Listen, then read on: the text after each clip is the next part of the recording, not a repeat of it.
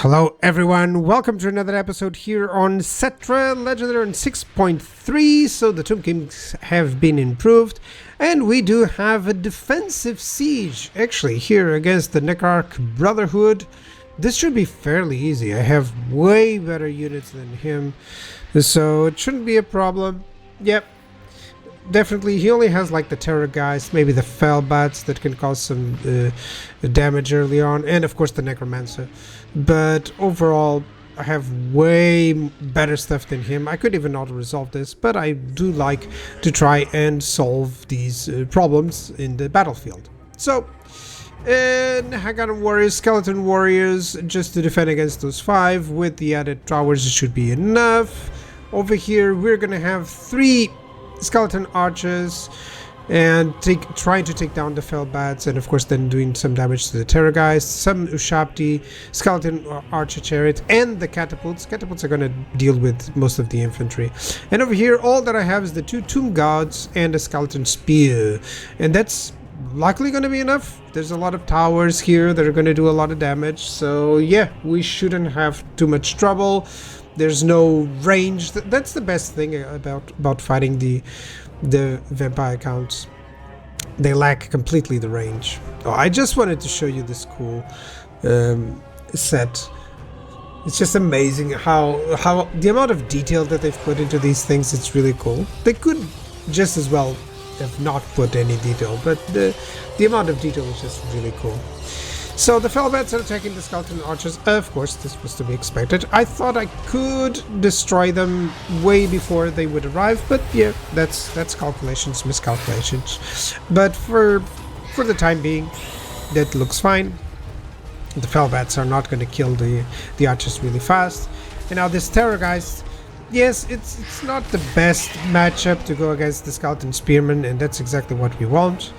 And my catapults already doing some damage against the skeletons here. Yeah, really like just the same thing. The animation on these things is just super cool. The stuff that you only notice when you zoom in, you know? And I've started to zoom in a lot more just to embrace this. So no one is actually dying here.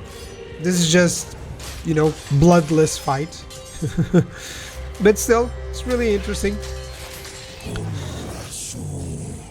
This is of course on the first wall. And yeah, there's some Nehakanan warriors doing some damage here, of course. And some skeleton warriors. And lots of skeletons losing their heads. Oh wow. That was clipping really hard there. Alright, I think these are the Nehakanan warriors. Yeah, they have the double swords. So I imagine a lot of decapitations here are going to happen. Yeah, the zombie is even fighting without the head. Oh goodness. Look at that. It's fighting without the heads. Oh. Okay, let's check out how things are in this location here. We're fighting the terror guys. My skeleton chariots are doing some damage against them. They're much better to hit him, especially because they kind of have the angle here. And my catapults are hitting our own walls. Traitors. But no, they're trying to hit the enemies. And of course, sometimes they're going to hit the walls. That's perfectly fine. They're doing some damage, and the AI is not sending them in until they are fully at the walls, which is a good thing for me. Because that just means a lot more shots from my catapults that will hit these guys. But that's a lot of skeletons. Yeah. But overall, everything seems to be just fine. The vampire, you know, the necromancer has yet to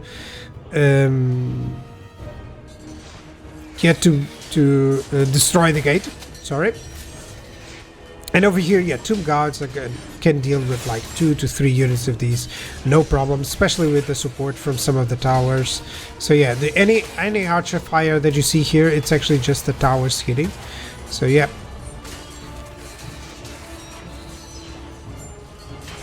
Oh, it was lagging a little bit there. I'm glad I actually stopped. So now the Necromancer has arrived. He's attacking my chariots. The Terrorgeist has been destroyed with the help of the Ushabti here. And now the Ushabti are just dealing with some zombies and skeletons. So that's exactly what they're good for. So I shouldn't be too worried. Yep, that's nice.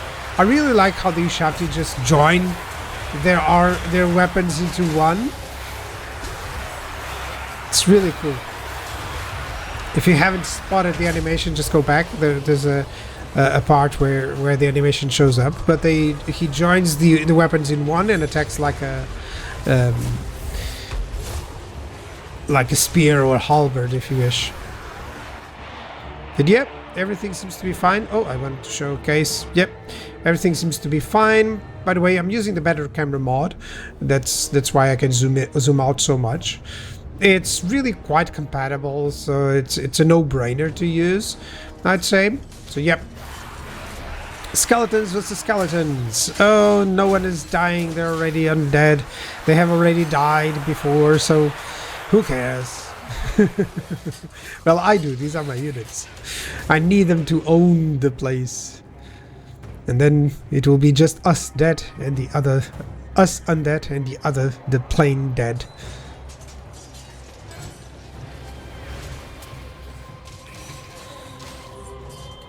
Yeah, on this flank I overestimated the strength of the enemy. It was way too easy, so I should even send maybe even a couple of units to the other side, just to ensure. Now the gates were breached by the hounds. They're gonna attack me, but I mean, these are spearmen, they can handle the hounds. These direwolves, not gonna do too much. I really love the glowing eyes from the vampire counts, it's really awesome. Tomb Kings actually don't have that. I guess it's just a feature for the vampire counts. Yeah, and no matter how many units he sends against those tomb gods, they're gonna survive, they're gonna do their job, so it shouldn't be too much of a trouble. Now, the Ushabti are trying to take out the Necromancer, but he does quite a lot of damage, and I didn't realize I'm gonna lose the Ushabti unit. And I was just trying to cause as much damage to force the enemy to go into...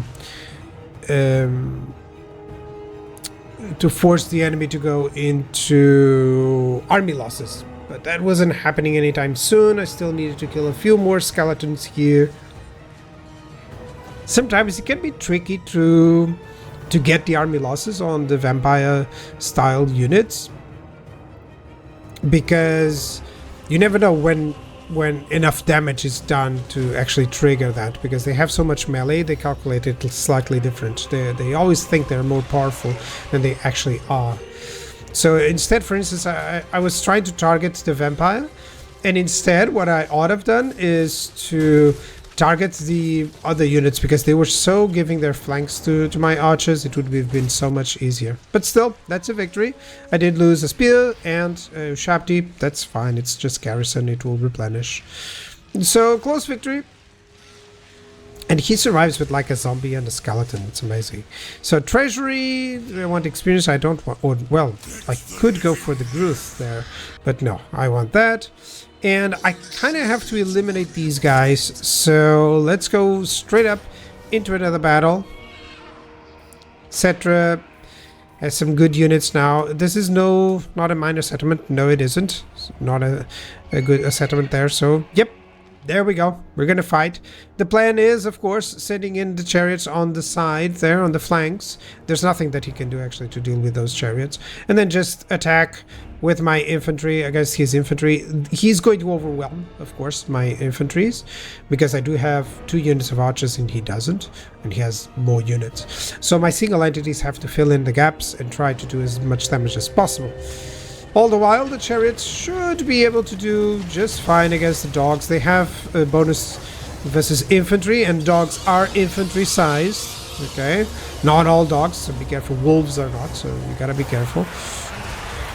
Like direwolves are, but the Norscan wolves, for instance, are large, so you gotta be careful and check out which units are large or not. Felbats, for instance, are considered large targets, so no bonus versus these guys. So they're kind of cool to attack while waiting for the other unit. So this is something that I would use. And now here come the skeletons of the enemy, with Settra watching very vigilant.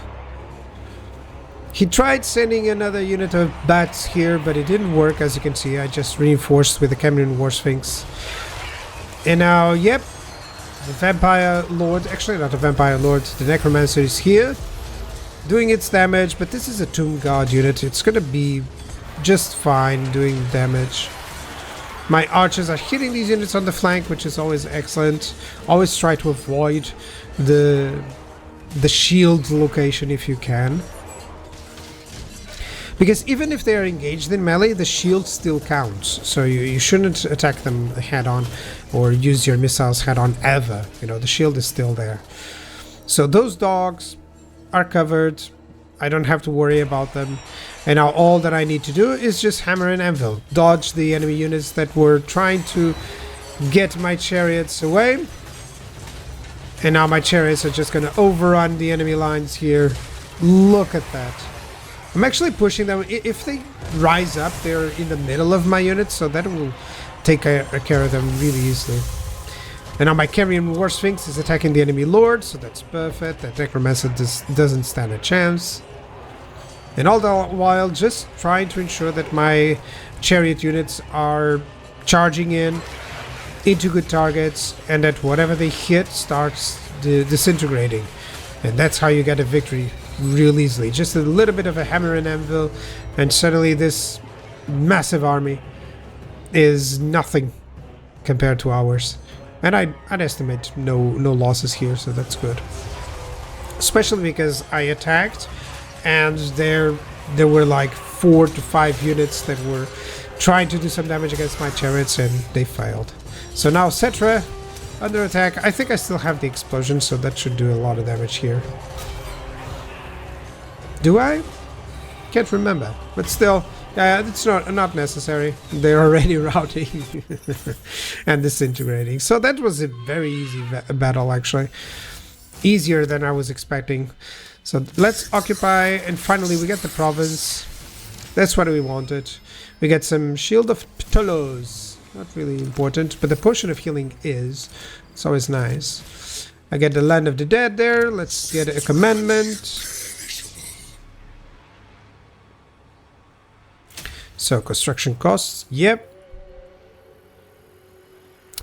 Let's go for tier 3, please. Should I? Hold on. Is that what I want? Do I want the right? Okay, let's get Soul Reaper. I definitely want the casualty replenishment as best as possible. Let's go for training. I want to get these units as best as possible. And in terms of items, well, I could get these two together. Maybe I can get another Potion of Healing, because I do have a Potion of Healing. So what is this going to fuse into? The Golden Death Mask of Kamut. Well, it does provide terror. So I guess that's fine. It's kind of sad when there's better ones to do it, but still. By the way, with the Tomb King selling some of these Standard of Discipline, for instance, I could sell it. Selling those, because you have so little money, but you kind of need every bit of money in the beginning, it can be profitable. It can be quite useful. Or even crafting and just selling it out afterwards, you know, crafting some stuff. Okay, so I get to merge all those units. If you didn't spot that, you just select everything and right click, and you can merge the units or disband. Be careful with the button. And I click to just recruit one more archer. 3 archers. You know, 2 archers is very little, so I kind of prefer the other one. And I'm thinking on not upgrading anything for now, because with the 3000, yeah, I could, but okay. So we need to take care of the vampire counts. We need to be careful with Scarbrand, of course, to the north. And that's basically our premise after the first province is taken. So, construction cost minus 15% for all buildings faction-wide. Wow. And I get the quest. Okay, that's nice. I don't know if I'm going to go for the quest now, but we'll see.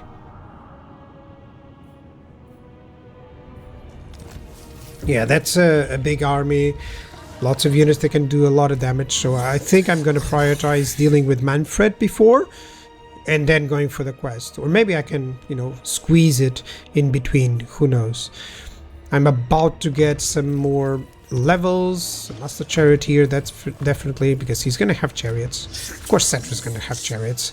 I forgot to showcase my ideas for progression of the armies and such, but I'll do it as soon as I can. Okay.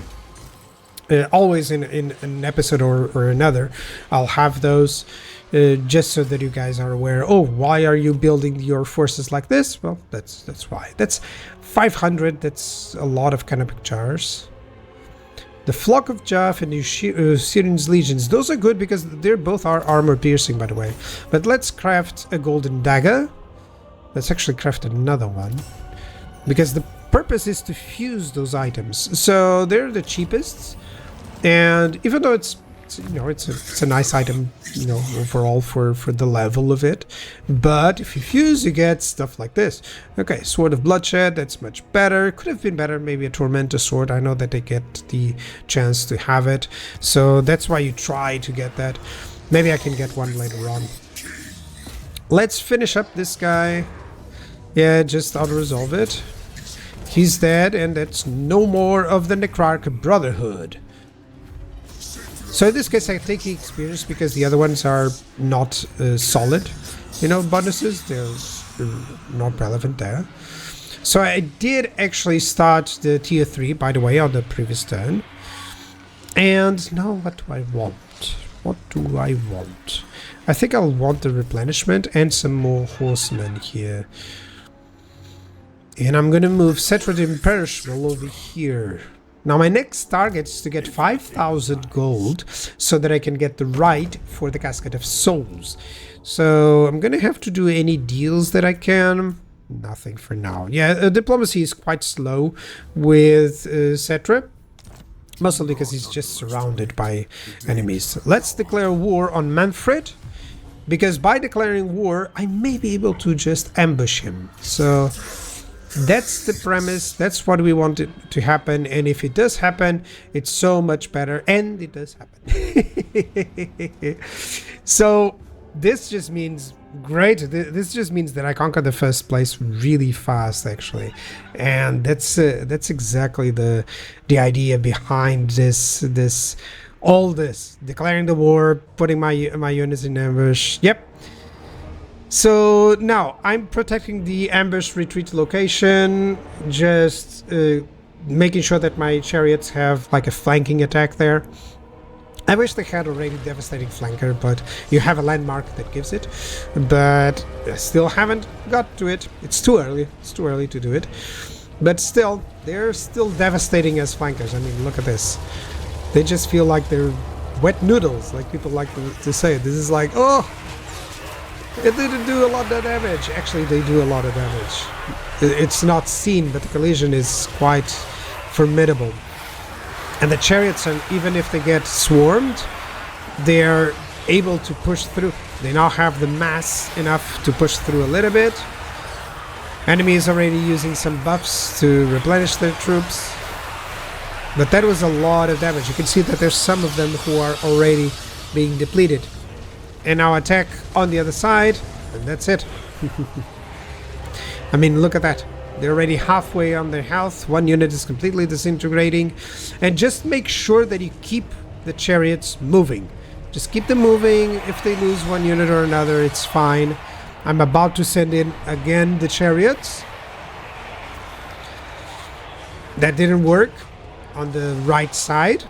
So now I'm going to retreat them through my units, which I told them just to engage.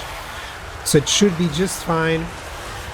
You can always retreat through your units unimpeded, and that's exactly what you should do. Okay.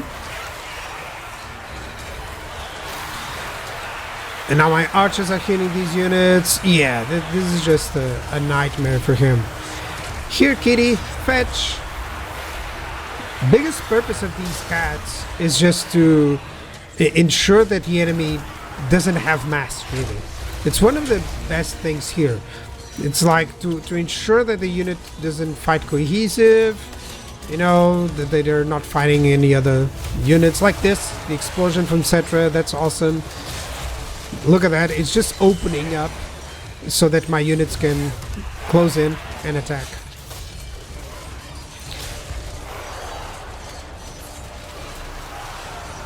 Yeah, and I'm thinking already that my Cambrian War Sphinx should go against the Necromancers. In the meantime, you can see my deployment of the chariots, and it's just going to be a massive... I'm treating the infantry, the whole enemy army, as one single infantry unit, which I'm now charging against on their back. So if you can do that, usually this means, even on higher difficulties, that they start to rout really easily. Let the effect, one advice that I can give you, let the effect of the leadership start before you withdraw them, okay? Because many times I see people micromanaging too much. They're too afraid of them being in melee. Don't be too afraid. They're going to survive a little bit, okay? So just move them in, keep them moving, yes, but in some points, if you believe that they are going to cause the enemy to rout, just let them be. Right now I'm targeting that Necromancer because that's the only unit that is in full health, and that's why army losses still hasn't started. As soon as he's hit, yep, there we go. Settra gave him a little bit of a shot, and that was enough. A decisive victory, but lots of them survived. Oh wow. Hate when that happens. So let's get some treasury. Yes, past me was good. Treasury is much better because I want to get to 5,000. And I can still craft some golden daggers. Yeah. This is a good idea just to get, you know, a quick blue item, let's say. Because right now I would have... Okay, let's get Master Charioteers. There we go. And now I can go with a gold dagger to fuse. I get an Ogre Blade, that's nice, with a weapon strength, but I want the blue one, so I'm gonna fuse with the Sword of Bloodshed. And we get an Obsidian Blade. Weapon strength plus the 100 armor-piercing weapon damage, it's much better. That's good. This Gleaming Pennant, I don't think this is too important. I think I'm gonna do and salvage it. Yep. Sure, the leadership is important, by the way, guys, but still, I'm thinking that this 500 is much better, actually, than just having those. So, okay, that's cool. You're gonna have to spread control. Yep, I do not have too many control issues. And now we can attack him on the outside and just get the enemies out. Can we? No. I think we're just going to auto this one. Yeah, that's 14 units on a garrison. That shouldn't cause too much trouble. Oh, it says Pyrrhic Victory. I don't like that. If I am attacked after conquering on a Pyrrhic Victory, then that can be the loss. So I'm just going to continue the siege and see if he attacks me instead. And if he attacks me, that will be much better. Let's get more gold in the end run. I need to upgrade Qatar to tier 2 because he's the one that gives me the income from all buildings. And more unit capacity is always nice. So that's the two that I was checking. I don't mind the effect on the healing. Okay, I'm gonna accept this because I really want any money that I can get. But they were at war with the Cult of Sigma, so I might get into war. Well, I would always get into war with the Cult of Sigma, so that's not a big problem. As long as they don't declare while I'm still finishing off Manfred. Spoiler alert. That'll be fine. So, we're about to be attacked likely by Manfred, and we're going to see that on the next episode. Thank you so much for watching, and I'll see you guys on the next one. Bye-bye.